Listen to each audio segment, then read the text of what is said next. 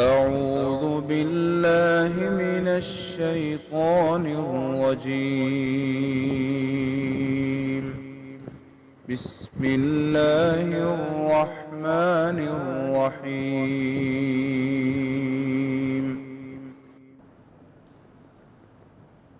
السلام علیکم ورحمۃ اللہ وبرکاتہ۔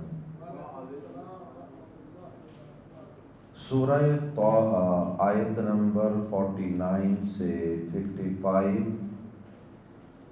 ان الحمد للہ والصلاة والسلام علی رسول اللہ اما بعد۔ اعوذ باللہ السمیع العلیم من الشیطان الرجیم من ہمزہ ونفخہ ونفثہ۔ قال فمن ربکما یا موسیٰ قال ربنا الذي أعطى كل شيء خلقه ثم هدى قال فما بال القرون الأولى قال علمها عند ربي في كتاب لا يضل ربي ولا ينسى الذي جعل لكم الأرض مهدا وسلك لكم فيها سبلا وأنزل من السماء ماء فأخرجنا به أزواجا من نبات شتى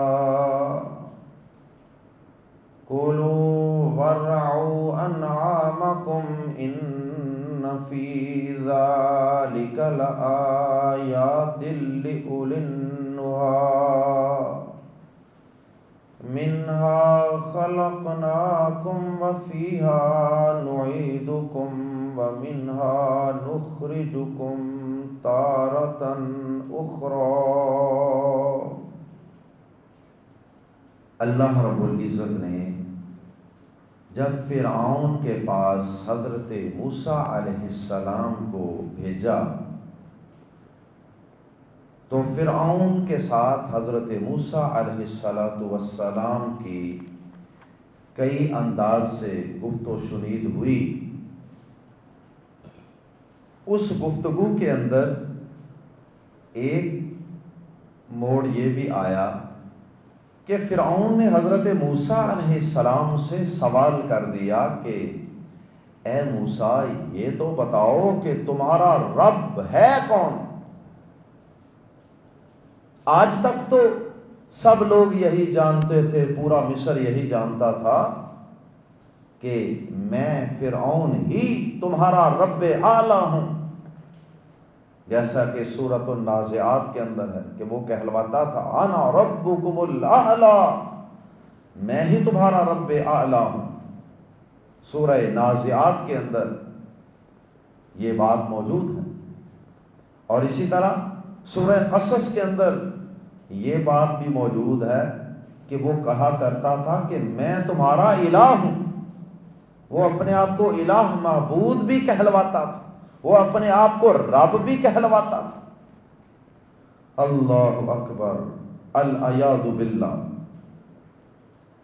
کتنا احمق اور کتنا متکبر تھا کہ اپنے جیسے انسانوں سے ہی اپنی عبادت کرواتا اور انسانوں جیسا ہی ہونے کے باوجود اپنے آپ کو ان انسانوں کا رب کہلواتا، معبود اور الہ کہلواتا۔ بہرحال اس نے بڑی حیرت کے ساتھ پوچھا کہ جیسے اس کو اس بات کا بالکل کوئی شعور ہی نہیں ہے۔ کہنے لگا اچھا موسیٰ یہ تو بتاؤ تمہارا رب ہے کون؟ لیکن وہ ظالم سمجھنے کے لیے نہیں پوچھ رہا تھا، بلکہ لوگوں کو موسیٰ علیہ السلام کے عقیدے سے متنفر کرنے کے لیے سوال کر رہا تھا کہ سوال کے اندر سے جواب کے اندر سے کوئی بات نکالوں گا اور لوگوں کو متنفر کروں گا، موسیٰ علیہ السلام کے خلاف کروں گا۔ حضرت موسیٰ علیہ السلام نے پھر فرعون کو اپنے رب کا تعارف کروانے کا حق ادا کر دیا کہ میں تجھے بتاتا ہوں میرا اور تیرا اور ساری کائنات کا رب کون ہے اور وہ کن اوصاف اور خوبیوں کا مالک ہے۔ اللہ اکبر، قربان جائیں۔ حضرت موسیٰ علیہ السلام نے جو انداز اختیار کیا تھا نا اپنے رب کا تعارف کروانے کے لیے فرعون کے مقابلے میں، یہ تقریباً وہی انداز ہے جو ان کے بابا حضرت ابراہیم علیہ السلام نے انداز اختیار کیا تھا۔ اپنے دور کے بادشاہ جسے نمرود کہتے ہیں، اس کے دربار میں جو اپنے رب کا تعارف کروایا تھا، سورۃ الشعراء میں اس کی تفصیلات موجود ہیں۔ آئیے پڑھتے ہیں قرآن مجید کے الفاظ میں کہ موسیٰ علیہ السلام نے کس انداز سے رب کا تعارف کروایا۔ آیت نمبر 49 سے، قال، اس نے کہا، یعنی فرعون نے، فا تو من کون، رب رب ہے، کما تم دونوں کا، موسیٰ علیہ السلام اور ہارون دونوں کو مخاطب کر رہا ہے، تو ملا کے پڑھیں گے۔ فمن کو جب آگے ملائیں گے تو نون پھر پرومیننٹ اور واضح نہیں پڑھیں گے۔ فمر ربکما، تو کون ہے تم دونوں کا رب، یا موسیٰ، اے موسیٰ۔ مخاطب زیادہ موسیٰ علیہ السلام ہی تھے، لیکن ہارون بھی تو ساتھ ہی تھے نا، اس لیے اس نے کہا کہ تم دونوں کا رب کون ہے اے موسیٰ۔ قال، کہا، یعنی موسیٰ علیہ السلام نے کہا، ربنا، ہمارا رب وہ ہے، الذی، جس نے، اعطا، بخشی، عطا کی، کل شیء، ہر چیز کو، خلقہ، اس کی شکل صورت، who gave everything its form، جس نے ہر چیز کو اس کی صورت، کوئی خاص سٹرکچر، شکل، وضع، قطع عطا فرمائی، پہاڑوں کو اور صورت عطا فرمائی، دریاؤں کو اور شکل عطا فرمائی، پھولوں کو اور شکل، انسانوں کو اور، پرندوں کو اور، درندوں کو اور، ہر چیز کو اس نے ایک خاص شکل عطا فرمائی۔ ثم، پھر، ہدا، اس نے راستہ دکھایا، پھر راستہ دکھایا۔ ہدا کا معنی راستہ دکھانا، ٹو گائیڈ۔ اب دیکھیے یہ دریاؤں کو کس نے بتایا ہے کہ تم نے کہاں سے چلنا ہے، کدھر کدھر سے گزرنا ہے اور کہاں پہنچنا ہے؟ سمندروں کو کس نے بتایا کہ تم نے کیا کرنا ہے؟ اور پھر پھولوں کو کس نے بتایا کہ تم نے کیسے کیسے کھلنا ہے، کیسے کیسے تمہاری پتیاں ہوں گی، کیسے کیسے تم نے خوشبو دینی ہے؟ تتلی کو کس نے سکھایا کہ تم نے کیسے اڑنا ہے؟ اور پھر شہد کی مکھی کو کس نے سکھایا کہ تو نے کیسے کیسے پھولوں سے رس چوسنا ہے، اور پھر چوس کر لا کر تو نے اس چھتے کے اندر اس سارے کچھ کو انڈیلنا ہے، نکالنا ہے، اور پھر شہد کی شکل بن جائے گی۔ پرندے کو کس نے سکھایا ہے کہ تو نے پیدا ہونے کے چند دن کے بعد ہی فضا میں اڑنا شروع کر دینا؟ گھونسلہ بنانا پرندے کو کس نے سکھا دیا؟ درندے کو غار اور کچھار بنانی کس نے سکھا دی؟ انسان کے بچے کو پیدا ہونے کے فوراً بعد اپنی ماں کی چھاتی سے اپنی خوراک لینی، فیڈ لینی کس نے سکھا دی؟ اللہ اکبر۔ اور انڈے سے نکل کر بچہ فوراً چلنا شروع کر دیتا، کوئی اڑنا شروع کر دیتا، کوئی چلنا شروع کر دیتا، یہ اور کئی پانی میں تیرنا شروع کر دیتا۔ یہ سارا کچھ کس نے سکھایا؟ یہ انسان کو بھی اور باقی چیزوں کو بھی سارا کچھ اللہ نے سکھایا۔ الیکٹران کو اپنے آربٹس میں چلنا کس نے سکھایا؟ سورج چاند ستاروں کو اپنے اپنے مداروں میں گھومنا کس نے سکھایا؟ اللہ اکبر. یہ مطلب ہے قالا کہا ربنا الذی ہمارا رب وہ ہے جس نے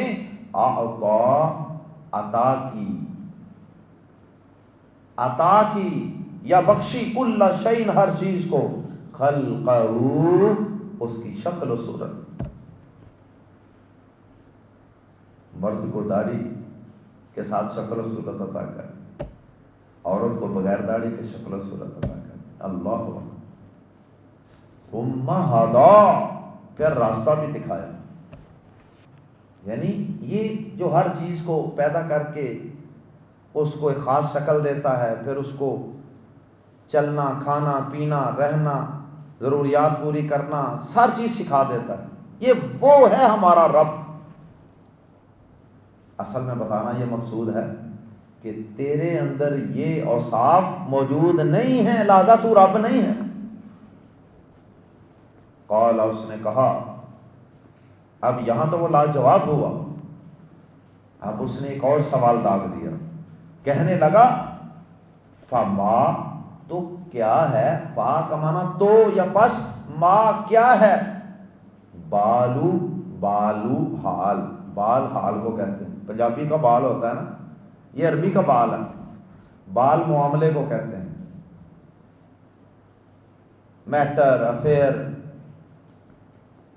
جب چھینک آتی ہے تو چھینکنے والا کہتا ہے الحمدللہ, سننے والے کو کہنا چاہیے یرحمک اللہ جواب میں, پھر چھینکنے والا کہتا ہے یہدیکم اللہ, اللہ تمہیں سیدھا رستہ دکھائے, سیدھے رستے پہ قائم رکھے. وَيُصْلِحُ بَالَكُمْ اور وہ تمہارے معاملے کو درست کر. بالکم یصلح بالکم, وہ تمہارے معاملات کو درست کر دے, یہ وہی بال ہے. فما تو کیا ہے, بالو معاملہ حال انجام نتیجہ, القرونی زمانوں کے لوگوں کا, الاولا پہلے زمانوں کا کیا حال ہے, مراد ہے پہلے زمانے کے لوگوں کا کیا حال ہے. اللہ اکبر. اس کا مطلب اس کا یہ تھا, کئی مقاصد ہو سکتے ہیں, مفسرین نے کئی اس سوال کے مقاصد لکھے. ایک مقصد تو اس کا یہ ہو سکتا ہے کہ تو کہتا ہے میں اللہ کا بھیجا ہوا ہوں, رسول ہوں, تو جو اللہ کا رسول ہوتا ہے اس کو تو اللہ پاک وحی کے ذریعے حال احوال بتا سکتے ہیں نا, پچھلے لوگوں کے بھی, اگلے لوگوں کے بھی, قیامت کے دن کے بھی. تو رسول تو پھر یہ اس سوال کا جواب دے سکتا ہے نا اللہ سے پوچھ کے کہ یہ جو لوگ ہیں مصر کے سب لوگ, ان کے باپ دادا پردادا لکڑ دادا اس سے پیچھے بھی یہ جتنے لوگ تھے وہ سارے, یا ان میں سے اکثریت یہی کام کرتی رہی کہ ایک دوسرے کو اپنا معبود اور اپنا رب کہتی رہی, بادشاہوں کو ہی معبود بنائے پھرتے رہے, کوئی بتوں کو, کوئی کسی چیز کو. تو پھر وہ سارے تو اسی عقیدے پر مرے ہیں جو عقیدہ اس وقت مصر کے لوگوں کا ہے. تو پھر تم بتاؤ کہ ان لوگوں کے باپ دادوں کا, دادے پردادے کا, ان سب کا کیا انجام ہوا ہوگا. ایک تو وہ چیک کرنا چاہتا تھا کہ اگر یہ واقعی نبی رسول ہے تو بتائے گا, اور دوسرا اس کا یہ بھی مقصد ہو سکتا تھا کہ وہ عوام کو موسیٰ علیہ السلام کے خلاف بھڑکانا چاہتا ہو کہ موسیٰ علیہ السلام کہیں کہ وہ سب جہنم میں گئے ہیں. جب موسیٰ علیہ السلام کو اس طرح کی بات کریں گے کہ وہ سب تو کفر اور شرک پر مرے ہیں, ان کا انجام تو برا ہوا ہے, تو اس طرح عوام موسیٰ علیہ السلام کے خلاف بھڑک اٹھے گی, مشکل ہو جائے گی.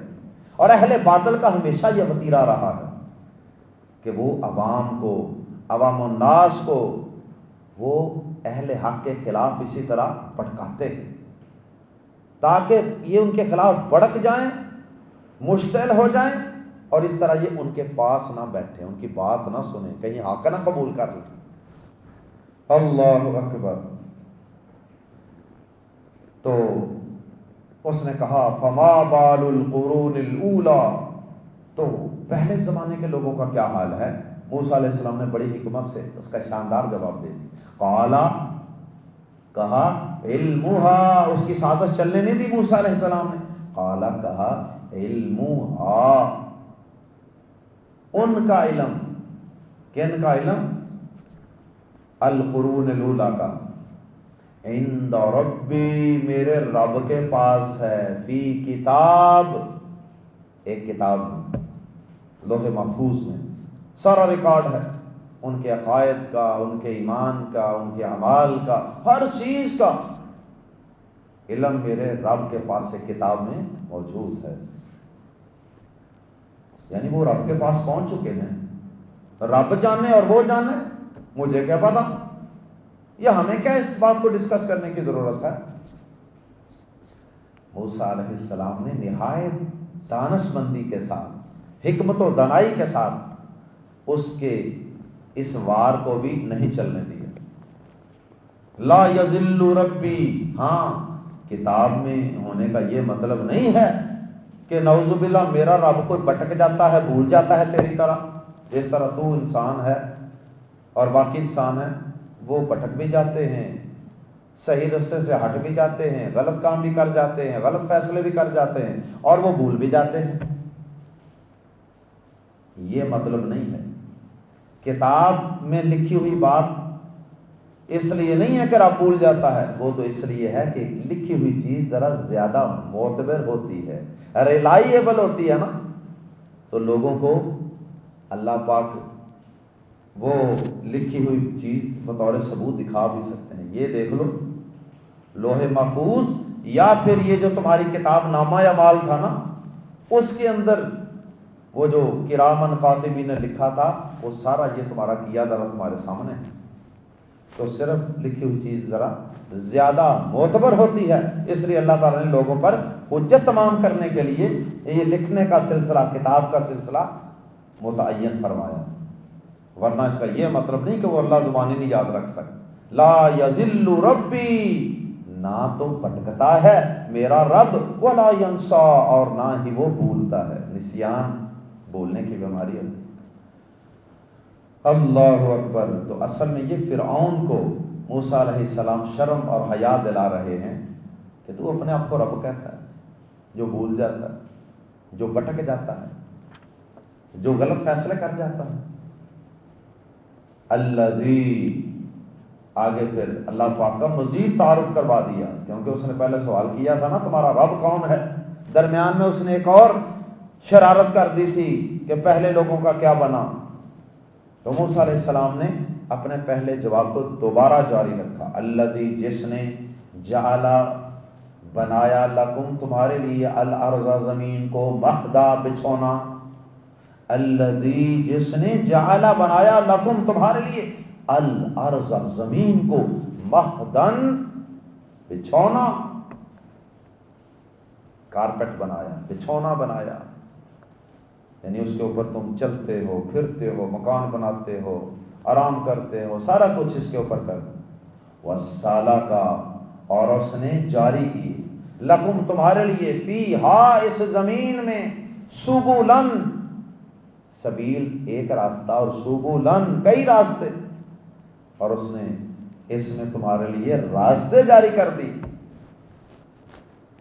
یہ راستے، کچھ راستے تو انسان خود بناتا ہے، پہاڑ کاٹ کوٹ، یہ جدید مشینری سے پہلے بھی راستے موجود ہوتے تھے، پہاڑوں میں پگڈنڈیاں ہوتی تھیں، اور میدانی علاقوں میں بھی راستے ہوتے تھے، دریا کے ساتھ ساتھ ایک فطری طور پہ راستے بنے ہوتے تھے، پانی کے ساتھ ساتھ۔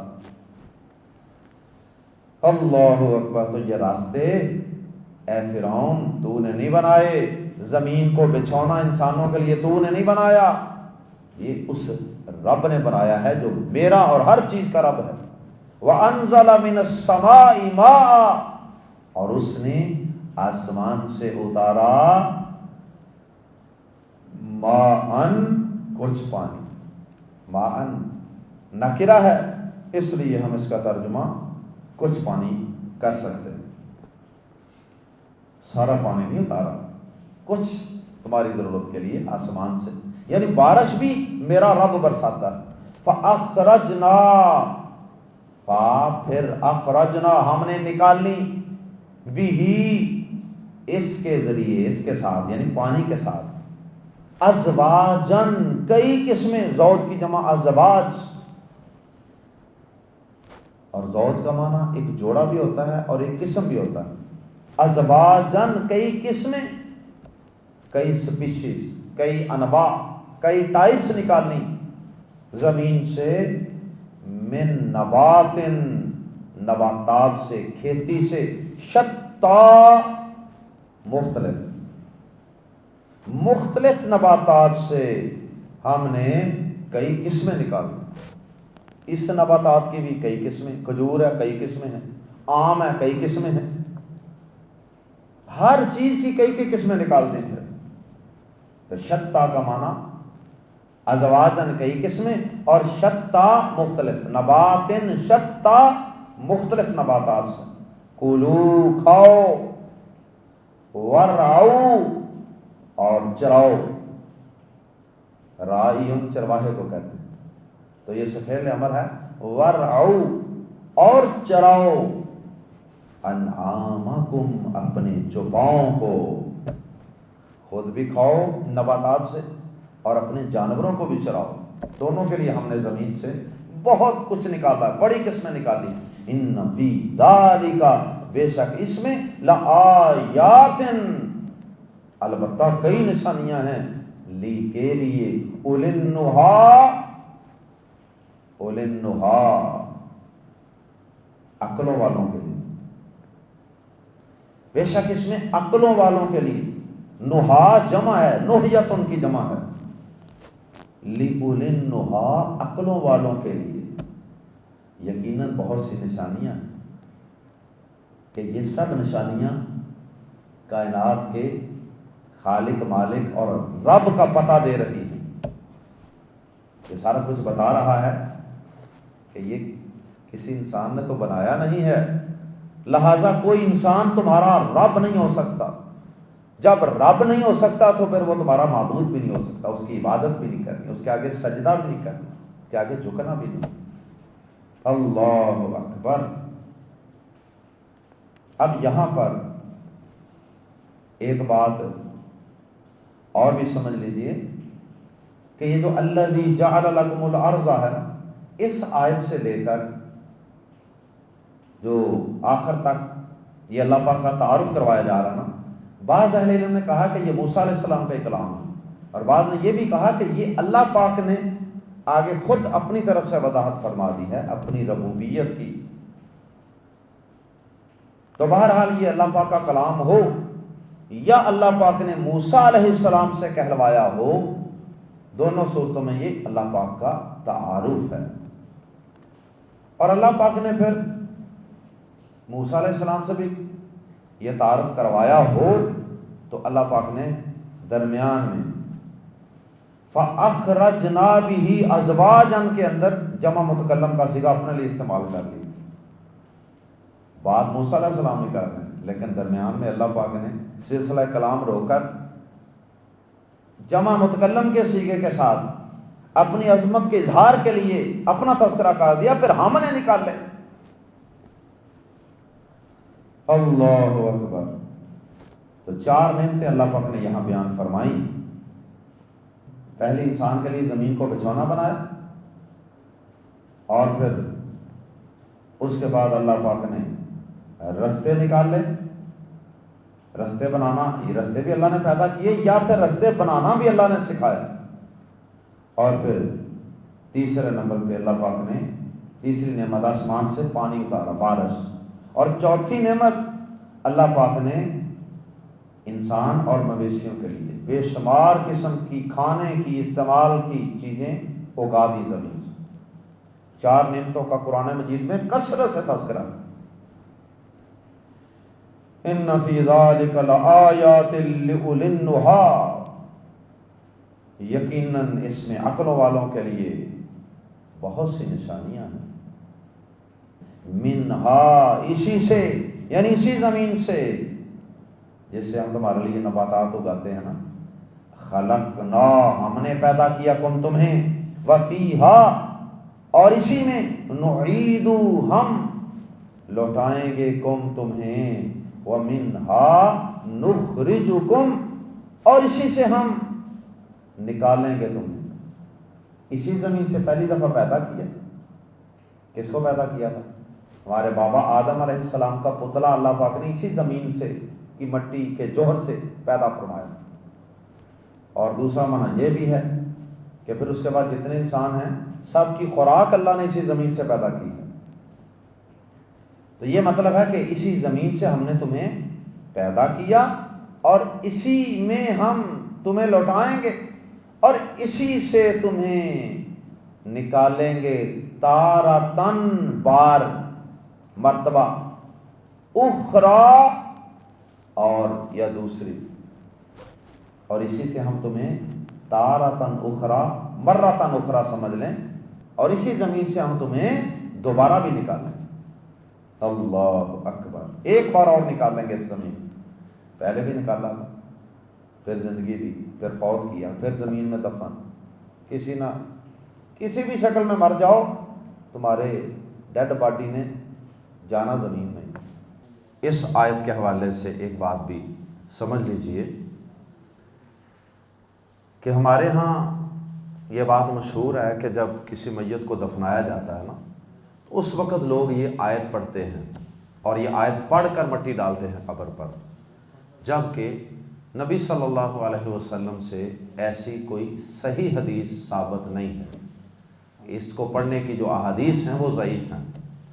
البتہ سنن ابن ماجہ میں صحیح حدیث موجود ہے کتاب الجنائز میں کہ نبی صلی اللہ علیہ وسلم ایک میت کی قبر پر آئے اور آپ نے مٹی کی 3 لپیں 3 بکیں بھر کر اس کے اوپر ڈالی. تو اس آیت کو پڑھنے کا ذکر صحیح حدیث میں نہیں ہے، البتہ قبر کے اوپر مٹی ڈالنا اور کفن دفن کے معاملات کے اندر شریک ہونا یہ مسنون ہے اور یہ درست ہے.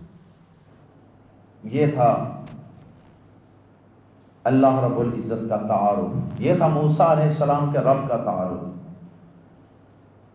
اور فرعون کو اللہ پاک نے اس کی اصلیت بتائی موسیٰ علیہ السلام کی زبان سے اور کچھ اپنے الفاظ میں کہ تو انسانوں کا رب نہیں ہے، الہ نہیں ہے، معبود نہیں ہے. انسانوں کا رب، معبود اور سچا الہ تو صرف اور صرف میں ہی ہوں.